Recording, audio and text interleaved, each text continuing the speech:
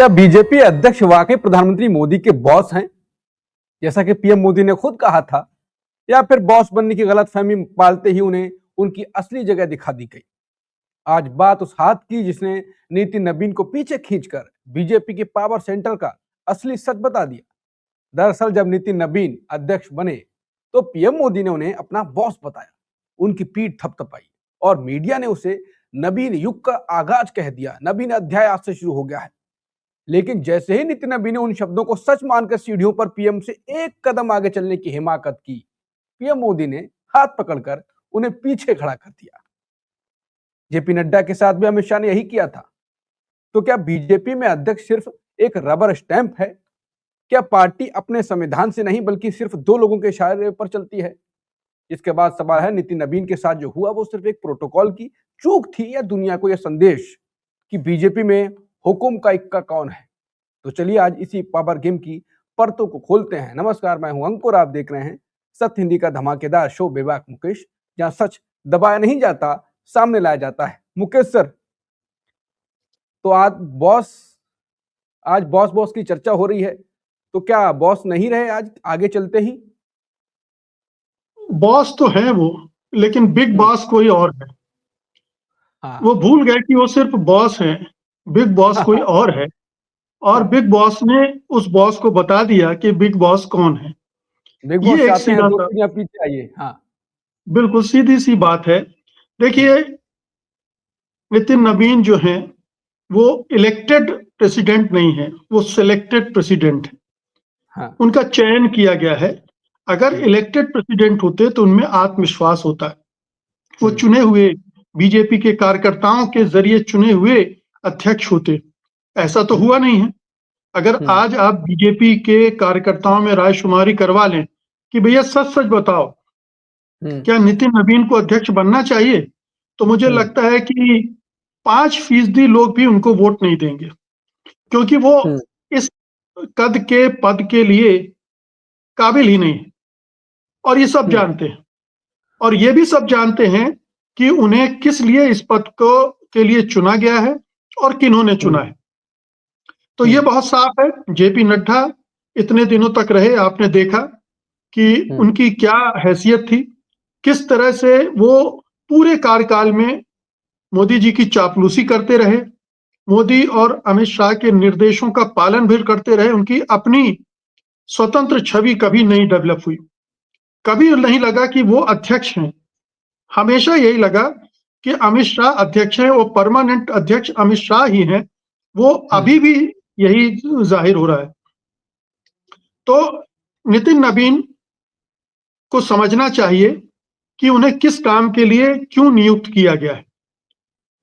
मोदी जी ने उन्हें नियुक्त किया है, एक तो आरएसएस को उसकी औकात बताने के लिए, उसकी हैसियत बताने के लिए कि पिछले साल भर से आपने मुझे परेशान कर रखा था, ये बनाओ वो बनाओ, ऐसा करो वैसा करो, लो मैं आपकी नहीं सुनता हूं और ये मैं ले आया हूं एक उठाकर बिहार से, इसको बना रहा हूं, कर लो जो करना है। तो आरएसएस का की तरफ से आपने देखा होगा एक भी रिएक्शन नहीं आया, अच्छा है बुरा है, बड़ा अच्छा हुआ बीजेपी को अध्यक्ष मिल गया वगैरह वगैरह, कोई रिएक्शन नहीं आया। क्योंकि आरएसएस को एक तरह से बता दिया गया है कि आपकी हैसियत क्या है और आपकी हदें क्या है। आप ज्यादा मांग ना करें, आप अपने नागपुर में बैठ के आरएसएस चलाएं और बीजेपी और सरकार हमको चलाने दे।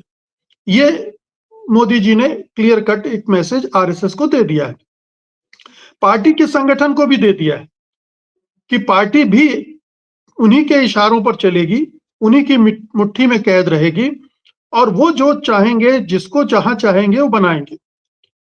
अब इसको जो गोदी मीडिया का जो बैंड बाजा पार्टी है, वो भले ही ये कहे कि देखिए पार्टी में जनरेशनल चेंज आ गया, युवा को बना दिया, तो अगर बुजुर्ग को बनाते तो भी ये बोलते कि देखिए मोदी जी ने कितना अच्छा चुना है, अनुभवी नेता चुन लिया। अगर कायस की बजाय ओबीसी चुन लिया होता या दलित चुन लिया होता तब भी ताली बजा रहे होते, महिला चुन लिया होता तब भी ताली बजा रहे होते। हर मोदी जी का कोई भी चयन होता वो मास्टर स्ट्रोक होता है, नवीन अध्याय ही होता। हाँ बिल्कुल। तो ये स्पष्ट है। अब नितिन नवीन का भविष्य क्या होगा, ये जो विजुअल आप दिखा रहे हैं अपने पीछे, जो दर्शक देख रहे हैं, ये इससे साफ जाहिर है कि उन्हें कहाँ रहना है, उन्हें क्या करना है, और इसके अलावा उनकी कोई हैसियत नहीं होगी। जो भी फैसले होंगे वो अमित शाह और मोदी लेंगे, बल्कि अमित शाह ज्यादा फैसले लेंगे।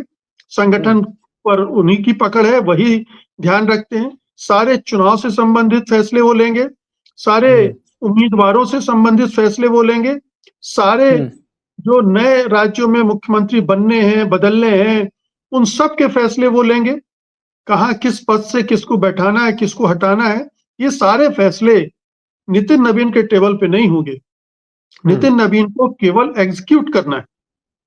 और एक पॉलिटिक्स में एक कहा जाता है डर्टी जॉब्स जो करने होते हैं, उसके लिए वैसे तो मोदी शाह ही अपने आप में काफी हैं, लेकिन उनके पास और भी आदमी है।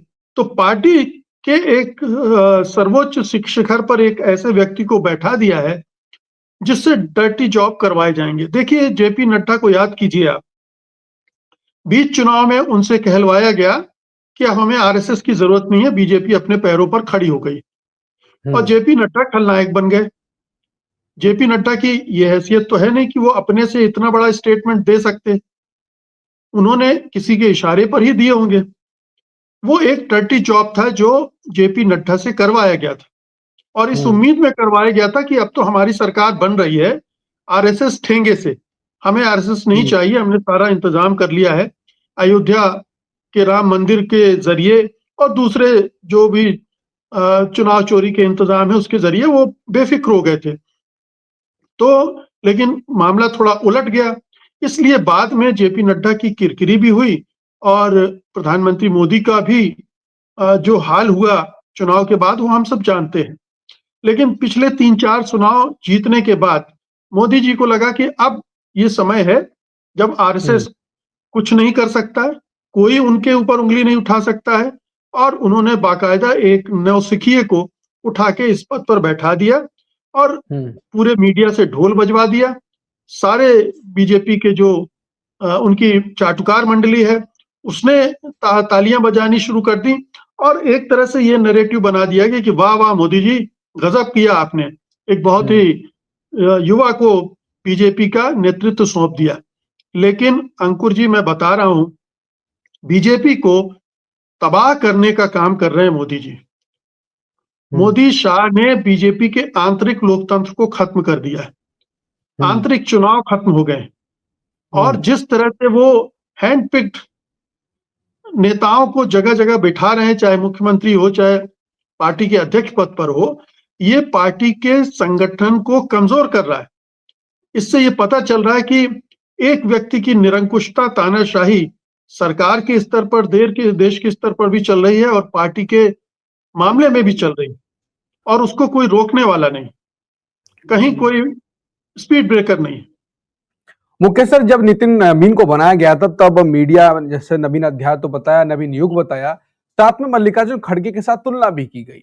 कहा गया एक 83 साल के एक बुजुर्ग अध्यक्ष हैं, एक जनरेशनल चेंज, जेनजी को ये उठाएंगे, वोटर्स नए, क्या लंबा सोचा है पीएम मोदी और अमित शाह ने। जितने साल की बीजेपी उतने साल के ही अध्यक्ष बनाए, बहुत तारीफें की गई। अब आपको लगता है कि एक तरफ जब मल्लिकार्जुन खड़गे जब कहीं पर होते हैं, जब राहुल गांधी भी होते हैं, तो पानी उठा के करते हैं, आगे चलते हैं, और बाकी जितना सम्मान एक देना चाहिए अध्यक्ष को वो मिलता है पूरा उनका। लेकिन नितिन नवीन अब कंपैरिजन किसी भी हिसाब से अब आगे हो पाएगा उन्हीं के टीवी मीडिया पे? देखिए, दो चीजें तो बिल्कुल साफ है कि मल्लिकार्जुन खड़गे भले ही 10 जनपद की पसंद थे, लेकिन चुनाव के जरिए चुनकर अध्यक्ष बने गए। और उनको कभी 10 जनपद में ये मैसेज कहीं नहीं जाने दिया, ना एहसास कराया गया कि वो डमी अध्यक्ष हैं। असली अध्यक्ष तो राहुल गांधी या सोनिया गांधी है। वो अपने आप में पॉपुलर भले हो राहुल गांधी, लेकिन उन्होंने पूरा ख्याल रखा सभी मंचों पर। आप देखिए कि वो मल्लिकार्जुन खड़गे के साथ रहे, उनका समर्थन करते रहे, उनकी मदद करते रहे। कहीं वो उनसे एक कदम आगे निकलने की कोशिश उन्होंने नहीं की, ये जताने की कोशिश नहीं की कि I am the boss. Boss Mallikarjun खड़गे हैं, ये बिल्कुल स्पष्ट मैसेज था। यहां पर ठीक उल्टा है, चुनाव नहीं हुए, मनोनयन हुआ, एक तरह से सिलेक्शन हुआ। यहाँ पर एक ऐसे व्यक्ति को चुना गया जो जिसका कोई अनुभव नहीं था, और मल्लिकार्जुन खड़गे कितने तपे तपाए अनुभव के बाद आए थे, दलित थे, और उन्होंने प्रूफ किया कि वो अगर उनका चयन हुआ है तो उस पद की गरिमा का भी ख्याल रखा, पद के कद का भी ख्याल रखा। देखिए, इतनी बड़ी पार्टी है बीजेपी दुनिया की, उस पर जो सर्वोच्च पद पर बैठने वाला है उसका कद होना चाहिए। इस पद पर आडवाणी, अटल बिहारी वाजपेयी बैठ चुके हैं, वरिष्ठ लोग बैठ चुके हैं। तो ये मामला ये हल्के में नहीं लिया जा सकता कि जनरेशनल चेंज हो गया, जेन जी आ गया। कोई अपील है क्या इनकी, नवीन की जेन जी में? कोई पूछता है? इसके साथ जो मीडिया में पूरा नैरेटिव बनाया गया, उससे एक चीज और साथ में चलाई गई कि जेनजी बहुत युवा आए हैं और अब पुराने नेताओं को किनारे किया जाएगा।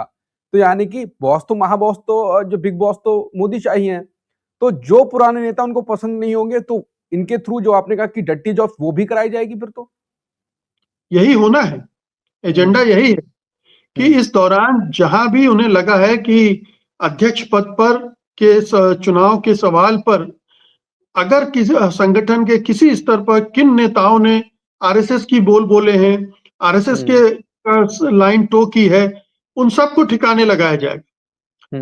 बहुत सारे लोग इस बहाने ठिकाने लगाए जाएंगे कि अब पार्टी को नया रूप देना है।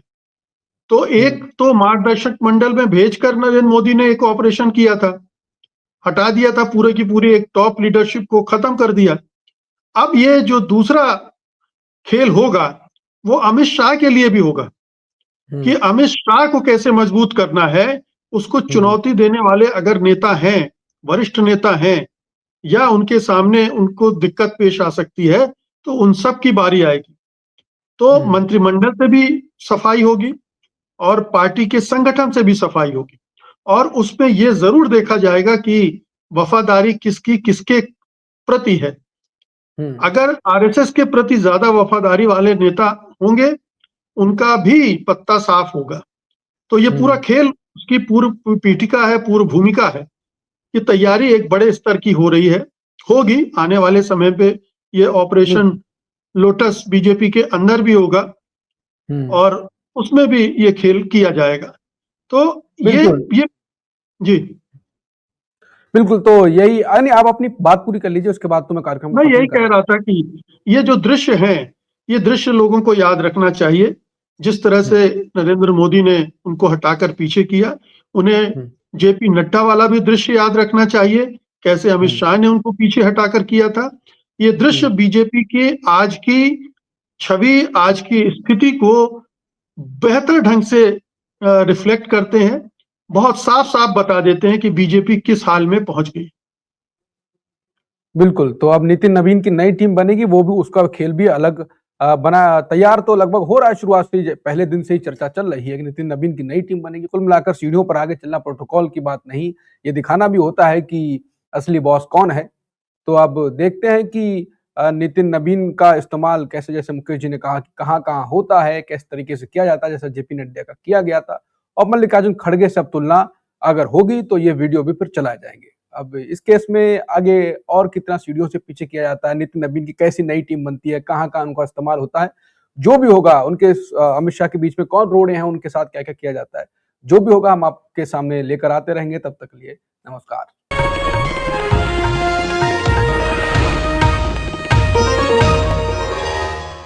Copyright disclaimer under Section 107 of the Copyright Act 1976. Allowance is made for fair use for purposes such as criticism, comment, news reporting, scholarship, and research. Fair use is a use permitted by copyright statute that might otherwise be infringing.